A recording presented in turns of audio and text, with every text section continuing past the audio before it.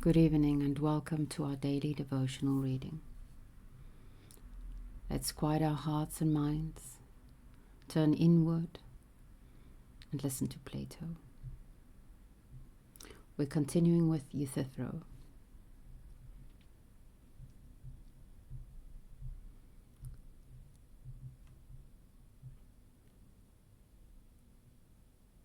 Socrates. And what is piety? Hosios is the Greek. And what is impiety? Anosios. Euthyphro. Piety is doing as I am doing, that is to say, prosecuting anyone who is guilty of murder, sacrilege, or of any similar crime, whether he be your father or mother, or whoever he may be, that makes no difference. And not to prosecute them is impiety. And please to consider, Socrates, what a notable proof I will give you of the truth of my words. A proof which I have already given to others. Of the principle, I mean, that the impious, whoever he may be, ought not to go unpunished. For do not men regard Zeus as the best and most righteous of the gods? And yet they admit that he bound his father, Kronos, because he wickedly devoured his sons, and that he too had punished his own father, Uranus, for a similar reason, in a nameless manner. And yet when I proceed against my father, they are angry with me. So inconsistent are they in their way of talking when the gods are concerned and when I am concerned.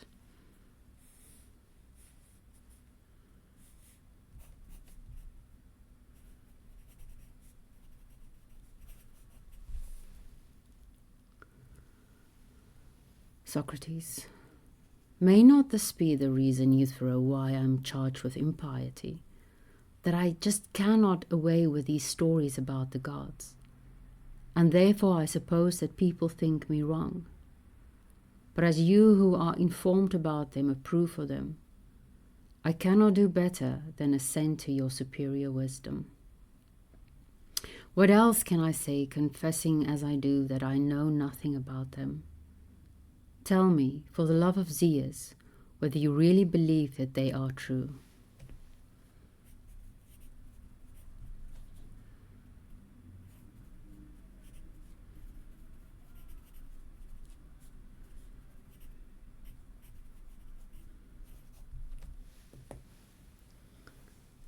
Yes, Socrates, and things more wonderful still, of which the world is in ignorance. Socrates. And do you really believe that the gods fought with one another and had dire quarrels, battles, and the like, as the poets say, and as you may see represented in the works of great artists? The temples are full of them, and notably the rope of Athena, which is carried up to the Acropolis at the great Panathenea, is embroidered with them. Are all these tales of the gods true, Euthyphro? Yes, Socrates, and as I was saying, I can tell you, if you would like to hear them, many other things about the gods, which would quite amaze you. I dare say, and you shall tell me them at some other time when I have leisure. But just at the present I would rather hear from you a more precise answer, which you have not as yet given, my friend, to the question, what is piety? When asked, you only replied, doing as I do, charging your father with murder.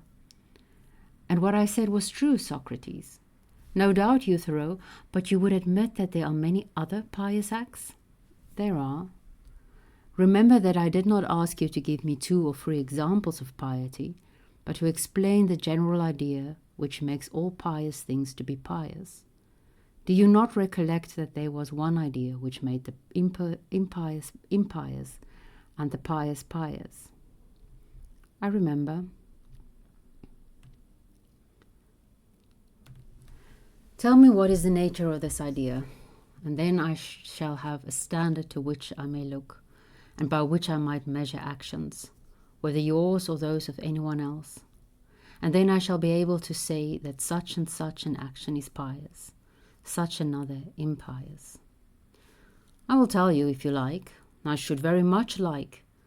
Piety, then, is that which is dear to the gods, and impiety is that which is not dear to them.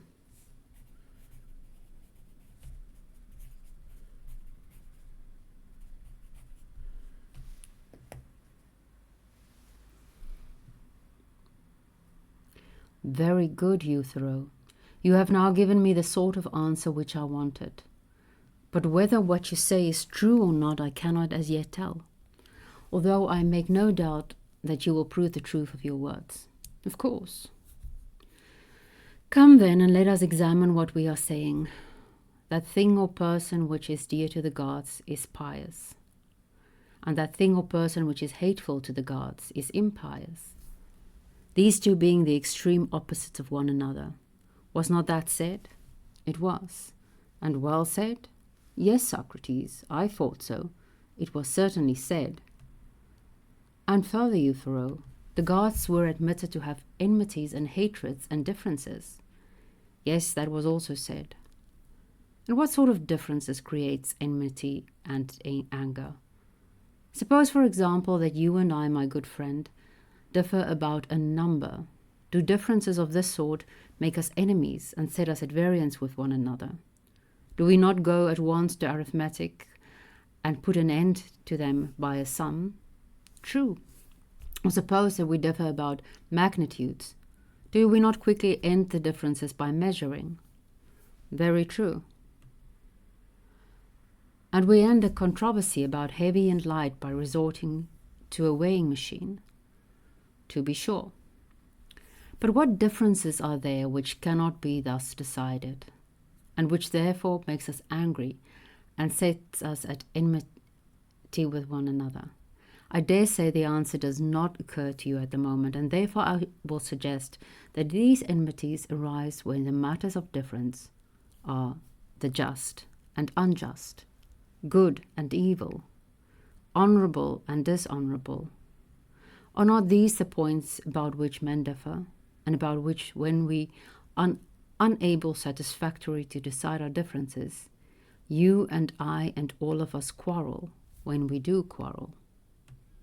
Yes, Socrates. The nature of the differences about which we quarrel is such as you describe. And the quarrels of the gods, noble Euthyphro, when they occur, are of a like nature? Certainly they are. They have differences of opinion, as you say, about good and evil, just and unjust, honorable and dishonorable. There would have been no quarrels among them if there had been no such differences. Would there now? And you are quite right.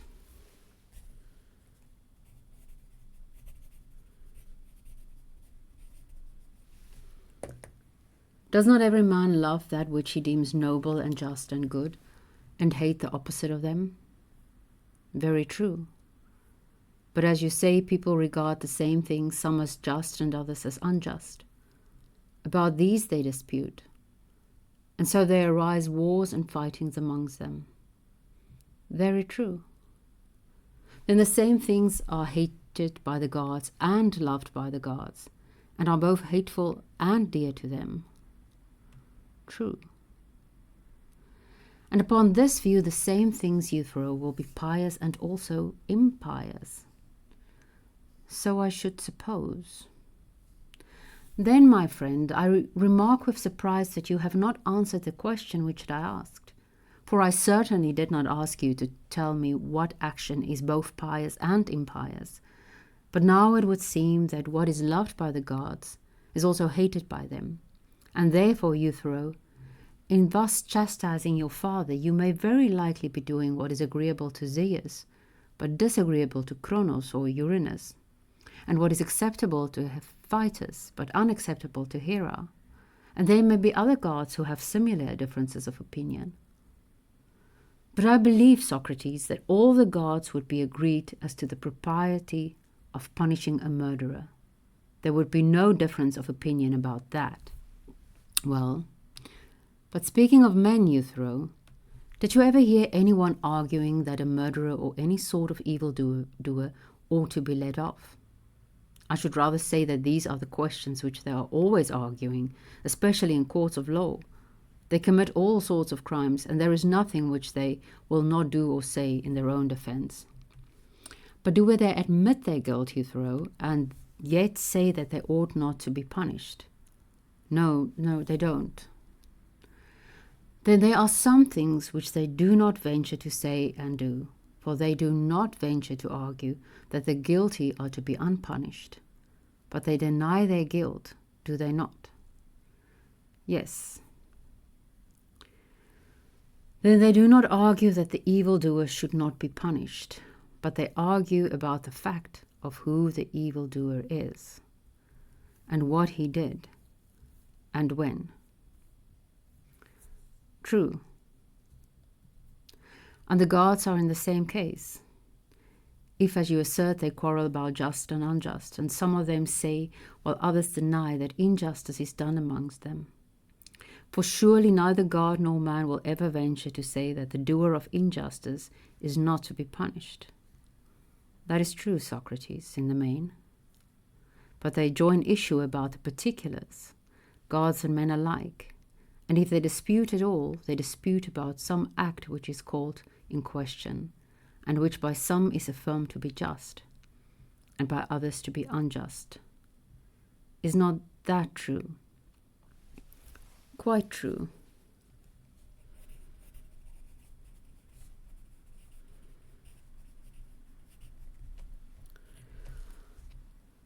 Thus far our scripture reading of the day.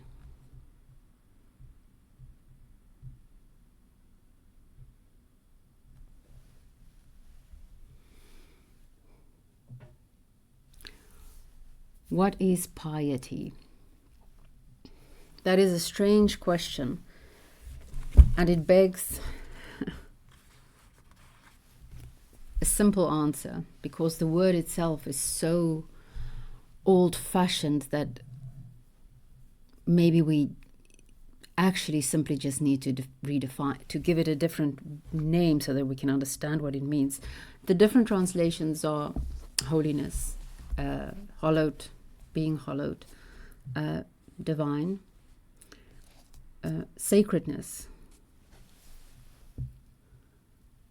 dear to the gods, could almost be acting in accordance to the will of the gods, could almost be just a way to write it out. What is piety today? Holiness, purity. It seems that those are things that has fallen a little bit by the wayside in a secular society. But I do think that that is actually to our disadvantage. When I was preparing the text for reading, 2, maybe 3 books came to mind. This book on reverence,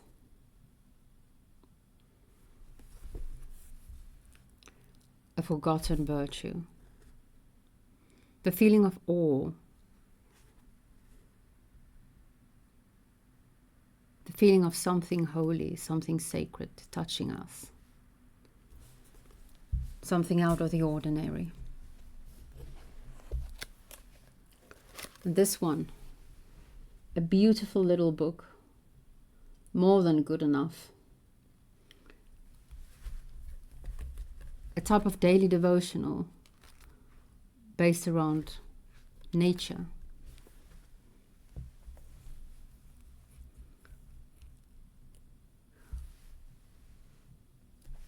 And of course, my dear friend, Rebecca. Today is the 1st of February. It's past sundown, but she will forgive us if I say we can still celebrate Imbolc, a purification day, awaiting spring. And those in the know will be happy to hear that today was terrible weather in the Netherlands. So spring will be coming. The first time I went through the Wheel of the Year with Rebecca, we started at spring equinox. Spring equinox. Sorry, I forgot. Sometimes I get confused with the solstices and the equinoxes. So we skipped Imbolc. And then, of course, the next year, because we went through the entire circle, we had the Imbolc, the purification, before we started the wheel officially at spring. And it was a much deeper experience. I felt more prepared for the rituals that we were doing. There is something in purifying ourselves, in hollowing ourselves, in preparing ourselves for venturing on sacred ground. What is sacred? What is piety?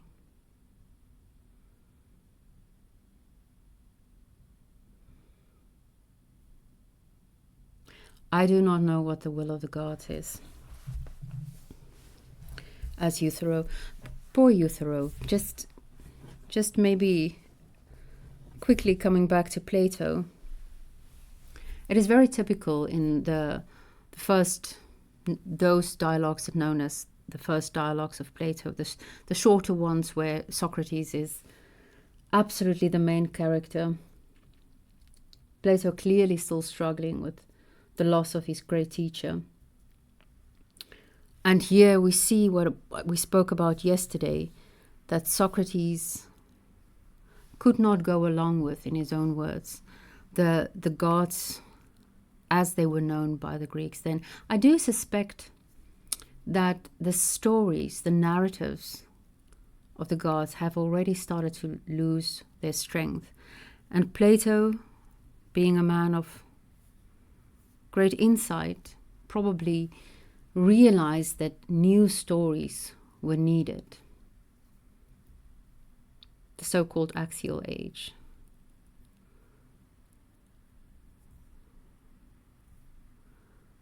I don't think we're unfamiliar with this feeling of the old stories having lost their power and new stories being needed.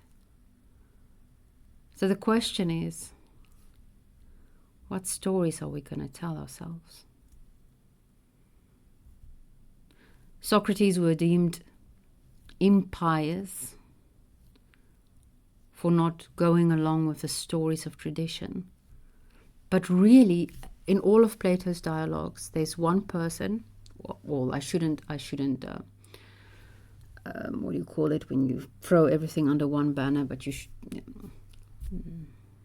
generalize. I shouldn't generalize like that.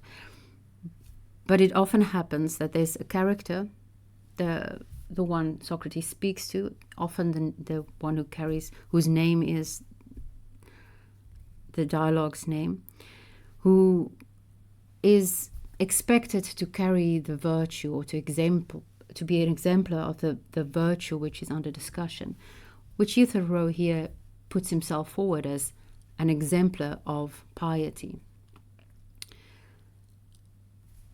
Then Socrates questions them, and it turns out they don't really know what the virtue is, never mind actually. Well, they do also exemplify, I think of the courage, the dialogue on courage, for instance.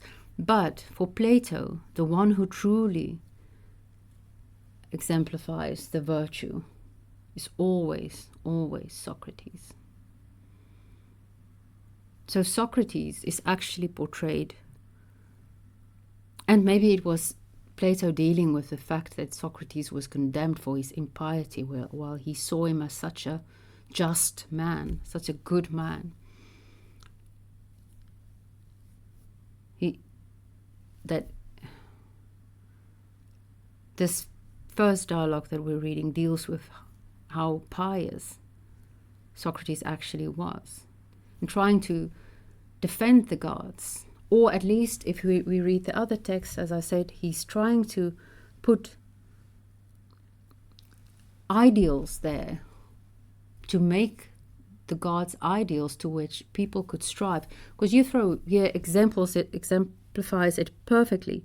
He uses the gods as the reason why he acts as he acts.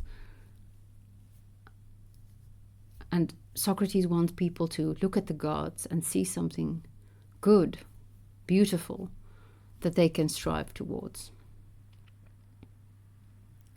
It does seem mostly that Socrates himself to Plato is that ideal.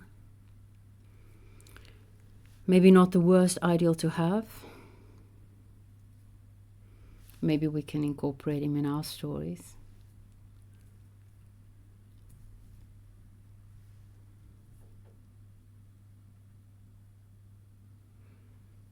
What is piety? What is holiness?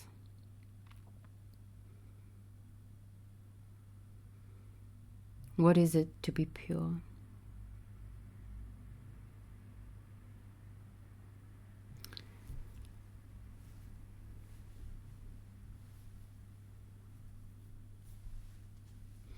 Rebecca has a lovely ritual, of course, for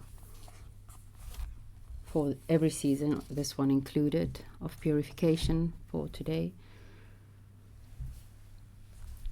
I would encourage you to try a little ritual. Burn a candle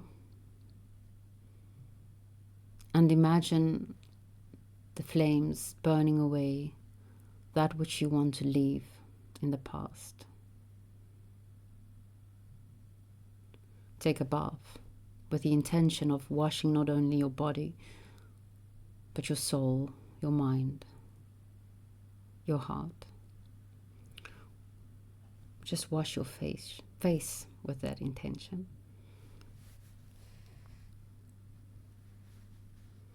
Just something small.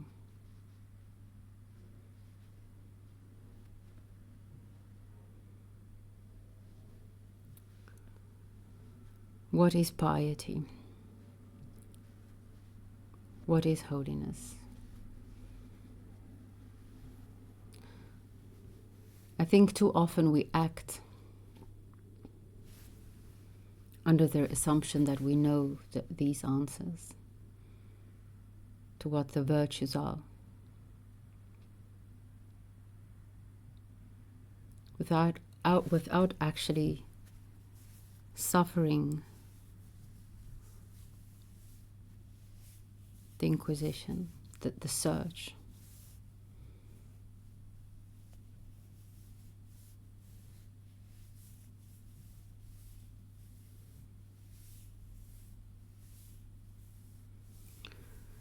I've seen this week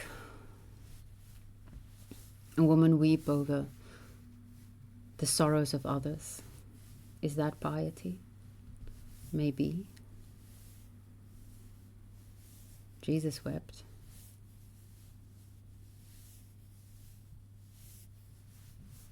Today, as my daily walk, I saw a dog extremely exuberant with joy because he saw who was probably his human. And I just knew that man must be so good to his dog. Is that piety? Maybe.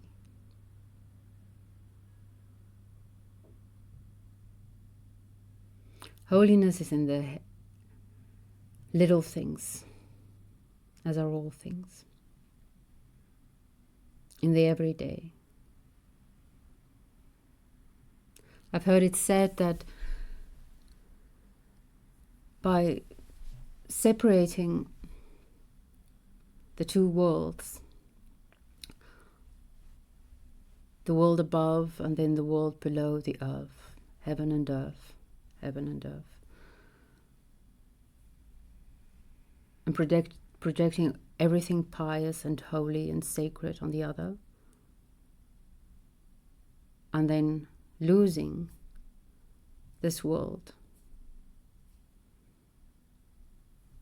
through modernity or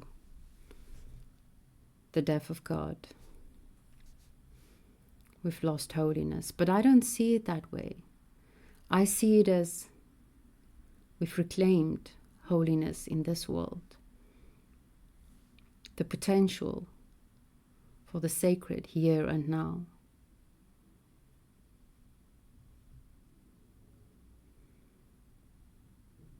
What is piety? If you have any thoughts on the matter, I would love to read them.